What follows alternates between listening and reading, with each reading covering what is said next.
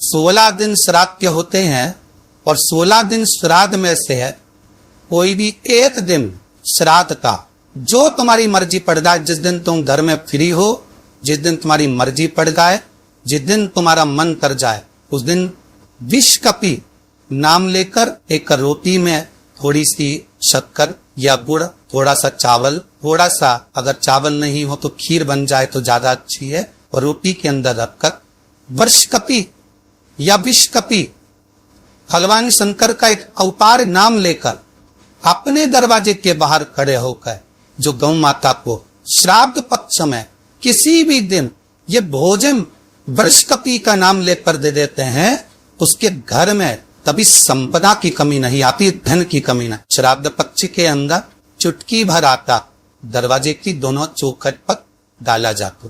किसी किसी की अब दरवाजे पर आटे से दाम्बोली बनाई जाती है, कहीं देखिए आप लोगों ने कि नहीं देखा, स्मरण में होगा किसी के दरवाजे पर आटा डाला जाता, वो देव पितर के भाव से डाला है। जिस बेटे बेटी का मंगल विवाह नहीं हो रहा हो, शुभ कार्य की सूचना नहीं आ रही हो, बहुत दिनों से खाई कहीं लगी हुई है कि वो ये नहीं काम हो रहा, हम उनसे कहेंगे ये जो 16 दिन श्राद्ध के हैं, जितने दिन निकल गए, जितने दिन बचे हैं उन दिन में आपके दरवाजे के बाहर एक चुटकी घर से आटा लाकर चौखट के इस ओर चौखट के उस ओर 16 दिन कर आपके पूर्ण हो। जब अमावस्या आए किसी जलाशय, सरोवर, तालाब, बावरी, कुआं उसके पास में घी का दिया लगाकर आना, बाबा की प्रार्थना कर आना। केवल पवित्र 24 दिन निकलते हैं और घर में कोई शुभ कार्य की सूचना आना प्रारंभ हो जाए। वो देव पितर का वो कार्य देव पितर का, वो देव पितर किस तरह से करेगा। बेटे की शादी, बेटी की शादी, हम कहें कि ठीक है 42 साल भी अगर उम्र हो गई है, 40 साल, 42 साल, 35 साल, 38 साल शादी नहीं हो रही तो कर भी इतना सुंदरता है, पितृदोष काय से समाप्त होता है। तो स्कंद पुराण में लिखा, घर का एक लोटा पानी भरो, एक कलश में जल भरो, अपने घर में घूमो और उस पानी को ले जाकर शंकर जी को चढ़ा दो। जबकि शिवलिंग पर चढ़ाएंगे तो वो पानी जलाधारी से जाएगा। जलाधारी क्या है? माता जी का हस्त कमल, पार्वती जी का हस्त कमल। तो ये संपूर्ण जब शिव परिवार वहीं पर है तो तुम जब पानी चढ़ाओगे तो वो पार्वती को लगेगा, और पार्वती इतनी खुश होती है कि पितरलोक ने अपने पितरों को कहती, अपने पिताजी को कहती है, पिताजी इसके घर का जल मेरे पास में आया है, इसके पितरों को दे देना। शिव महापुराण की कथा कहती है, अग्नि पुराण कहती है, स्कंद पुराण कहती है कि शंकर पर एक लोटा अगर पानी आप प्रतिदिन चढ़ा रहे हो और पितरों को तर्पण की भी जरूरत नहीं पड़ती, क्योंकि उनको पानी स्वयं पार्वती जी अपने पितरलोक में भेज देती। क्यों दी जाता कौआ को भोजन? सात पुच्छ में कौए को भोजन क्यों दिया डर? क्यों छत पर इलाकर रोटी का टुकड़ा डालते? कांची, अवंतिका, अयोध्या आदि पादि के जितने पावन क्षेत्र है, जगन्नाथ, द्वारका, रामेश्वरम, बद्री नारायण, जितने जितने पुण्यशाली क्षेत्र है, मथुरा आदि के जितने वृंदावन आदि जितने पुण्य क्षेत्र है, शिव महापुराण की कथा में स्कंद पुराण में लिखा है कि जितने पुण्यशाली क्षेत्र है, सारे पुण्यशाली क्षेत्र चाहे चित्रकूट हो, अयोध्या हो, काशी हो, उज्जैनी हो, त्र्यंबकेश्वर हो, जितने पुण्यशाली क्षेत्र है, सारे पुण्यशाली क्षेत्र में पिंडदान होता है। बोल मालूम है क्या अपमान? सब दो तर्पण होता है, सभी जगह पिंड होता है, सभी जगह तर्पण होगा, पिंड होगा। तो श्राद्ध पक्ष में तुम इतनी सारी जगह जाकर तर्पण कर सकते हो क्या? जम के बोलिए, नहीं कर सकते। इतनी सारी जगह जाकर पुण्य कर सकते हो क्या? नहीं कर सकते। इतनी सारी जगह जाकर तुम ब्राह्मण को भोजन करा सकते हो क्या? नहीं। इतनी सारी जगह जाकर ना पिंड दे सकते, ना तर्पण कर सकते, या पुण्य कर सकते। अब ये 16 दिन में इतने तीरथ कितने हजारों में तीरथ, इतने तीरथ में जाकर कहाँ पुण्य करोगे, कहाँ पिंड दोगे? तो उसका एक निर्णय निकाल दिया कि पितरों के देवता आर्यमा कौए पर कायदे बैठता है, कौए। तो एक काम करो, जब हम पितरों के देवता आर्यमा कौए पर बैठ कर पितृलोक से 16 दिन जब भ्रमण के लिए निकलते हैं तो घूमते हैं, तो क्यों ना एक काम करे कि कौए के लिए भोजन छत पर डाल दे। हमारे छत का कौआ जब अन्न का भात ग्रहण करेगा, पितरों के देवता को बिठाकर जब घूमने के लिए निकलेगा, तो जहां जहां घूमने जाएगा, जब जब बीच में कोई तीर्थ पड़ जाएगा तो वहां के पिंडदान का फल हमको मिल जाएगा। इसलिए कौवे को भोजन कराया। एक कौन सी सब्जी होती है जो पितृपक्ष में ब्राह्मण को भोजन कराते समय नहीं बनाई जाती? एक तो कोमड़ा, दूसरा पत्ता गोभी। जो बंद गोभी होती है ना, वो बंद गोभी जो की ना पत्ता पत्ता वाली, उसकी भी सब्जी पितरों के ब्राह्मण अगर भोजन करता है तो उसमें नहीं बनाई जाती। एक कुमड़ा, ये जो पेठा बनता है ना कुमड़ा का, ये भी श्राद्ध पक्ष में नहीं खिलाया जाए। ब्राह्मण के भोजन में श्राद्ध पक्ष में सबसे ज्यादा जरूरी है दूध की खीर, दूसरा कुरई या गिलकी का भोजन, या तो सब्जी बनाओ या भजिया बनाओ, कुछ भी बनाओ। तीसरा मांस की दाल का भोजन, उड़द की दाल का भोजन। उड़द की दाल का या तो दही बड़ा बना लो, इमरती बना लो, या फिर बड़ा बना दो, या पकोड़ा बना लो, पर उसका भोजन होना जरूरी है। 3 भाग दूध का भोजन आहूतों के हिस्से में चले जाता, गिलकी और तुरई का भोजन पित्तों के हिस्से में चले जाता, मांस की दाल का भोजन, उड़द की दाल का भोजन प्रेतों के हिस्से में चले जाता। इसलिए यह 3 भाग का भोजन ब्राह्मण जब श्राद्ध पक्ष का भोजन करे तो उसमें बनाना जरूर। यही कोई ते कमा रहे हो, सवार वारे खर्चा चल रहा है, घर में कोई बीमार बना हुआ है, घर में कोई तकलीफ आ रही है, कष्ट आ रहा है, तो केवल एक ही हम करना है कि हमें शंकर भगवान को एक नूक का जल समर्पित कर। परंतु श्राद्ध पक्ष के अंदर 16 श्राद्ध के 16 महीने में से ये भिन्न भी थी। अगर हमने एक ही पानी का कलश एक ही लोटा है, ऐसा नहीं तुम्हें सरकारी द्वार पानी भर के चढ़ाना, लोटा यही है, कलश एक ही है, और उसको धीरे धीरे धीरे धीरे कर पर 27 बार छोड़ दिया जाता है। उस शिव महापुराण की कथा कहती है कि अगर रोज हमारे पितरों को, रोज हमारे पूर्वजों को अगर हमने तर्पण भी नहीं दिया है, जल भी नहीं दिया है, और शंकर भगवान को 27 बार जल का हाथ समर्पित करते अपने पूर्वजों के लिए है, तो हम नहीं भी दे पाए तो एक बार सुझाव देवता जल जल हम आपके पूर्वजों को प्रदान कर दे। 3 सफेद फूल, 3 चावल के दाने एक कटोरी में अपने दरवाजे के नजदीक में अंदर क्यों उसको रखो।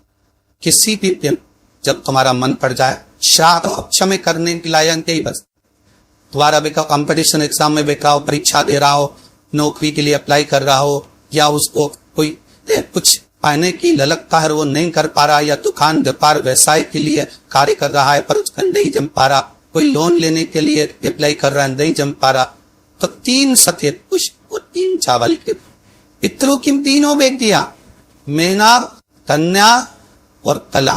नाम बोलिए फिर से, मेना, कन्या और कला।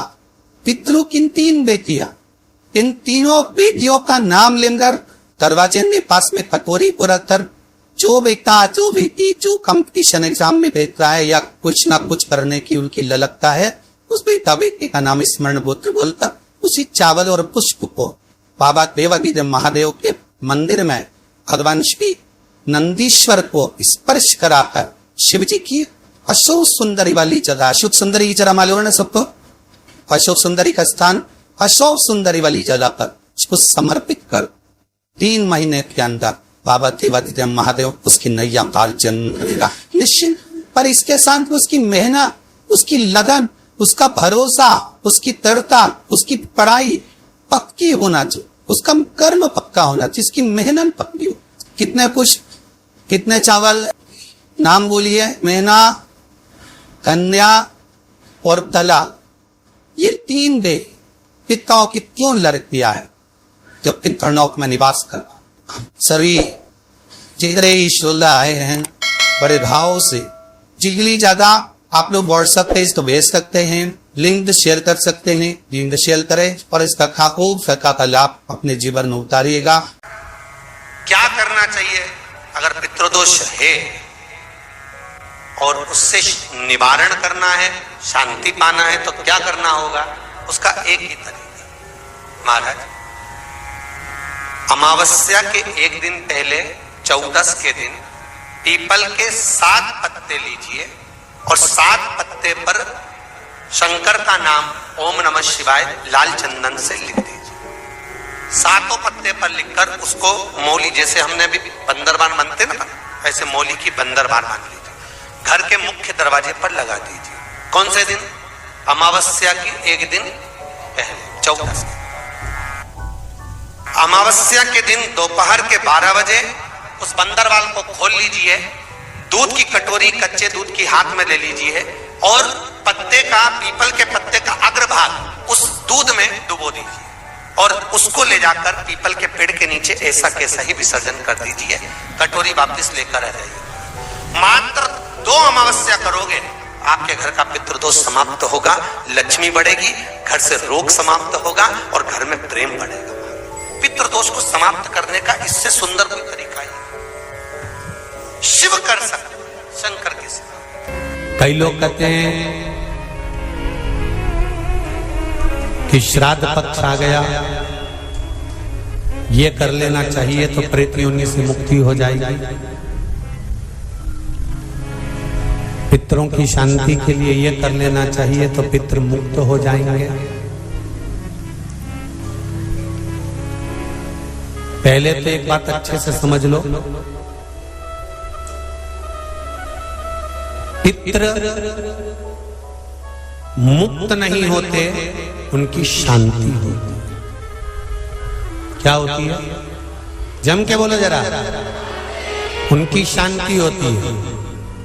जब आप किसी तीर्थ में स्नान कर रहे हो, जब आप किसी तीर्थ में हो, स्नान कर रहे हो, पुण्य कर रहे हो, सत्कर्म कर रहे हो, भजन कर रहे हो, कीर्तन कर रहे हो, मंत्र जाप कर रहे हो, तो उसका एक अंश, एक भाग हमारे पूर्वजों के खाते में, हमारे पितरों के खाते में जाता है,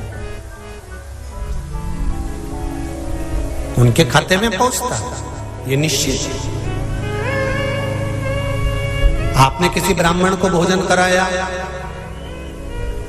भले अपने पितरों के निमित्त नहीं जिमाया, कोई ब्राह्मण को 1 गिलास पानी पिलाया, भले अपने पितरों के निमित्त नहीं पिलाया, पर आपका एक अंश उसके खाते में चला जाएगा। उससे क्या होगा? पितरों की शांति। और समझ लो, गया जी में पिंडदान कर देने से क्या पितृ मुक्त हो जाते हैं? बद्रीनाथ जाकर कपाल क्रिया करने से क्या पितृ मुक्त हो जाते हैं?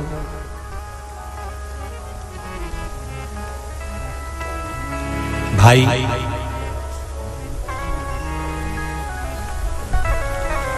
गया जी जाना तो वहां के पंडा जी से पूछना, हम यहाँ पिंडदान कर देंगे तो क्या वो मुक्त हो गए? पंडा जी कहेंगे, आप अपने पूर्वजों को गया का पिंड देकर, उनका पिंडदान कर कर आप उनको भगवान विष्णु के चरणारविंद में छोड़ गए, पर आप घर जाना तो घर पर जब जब श्राद्ध पक्ष आए तब ब्राह्मण को भोजन जरूर करो। भले तुम भूख मत देना, कौवे का मत निकालना, पर एक काम जरूर करना कि ब्राह्मण भोज कराना। उससे क्या होगा? 16 श्राद्ध में जब हमारे पितरों को, हमारे पूर्वजों को पितृलोक से छोड़ा जाता है, तो वो सबसे पहले जिस घर में रहे होते हैं, जहां उनका पिंड घर में दिया होता है, जहां रहे होते हैं, सबसे पहले वो वहां आते हैं, सबसे पहले वहां आएंगे। और अगर तुमने उनकी तिथि पर, उनके वार पर अगर आपने भोजन करा दिया है, तो उनकी मुक्तता नहीं, उनकी शांति हो जाती है।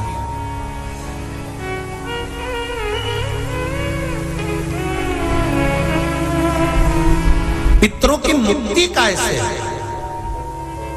उनकी मुक्तता कैसे है? प्रेत योनि की मुक्तता कैसे है? तो कहा, जैसे भगवान का नाम लेने वाला व्यक्ति दूसरा जन्म नहीं पाता, उसी तरह भगवान का जो भजन करते हैं, कीर्तन करते हैं, मंत्र जाप करते हैं, या शिव महापुराण की कथा, राम कथा, भागवत कथा, विष्णु पुराण आदि जितनी भी पुराण हम श्रवण करते हैं, हमारे श्रवण करने का एक भाग हमारे पितरों के खाते में जाता है, तो उस कथा के फल से उनकी मुक्ति हो जाती है। उनकी कथा के फल से मुक्तता। प्रेत योनि से मुक्त हो गया धुंधकारी, बिंदुक प्रेत योनि से मुक्त हो गया। काय से होगा? शंकर का स्मरण, शिव महापुराण की कथा का रस तत्व ग्रहण करना, राम कथा, भागवत कथा का मात्र स्मरण करना, उससे मुक्त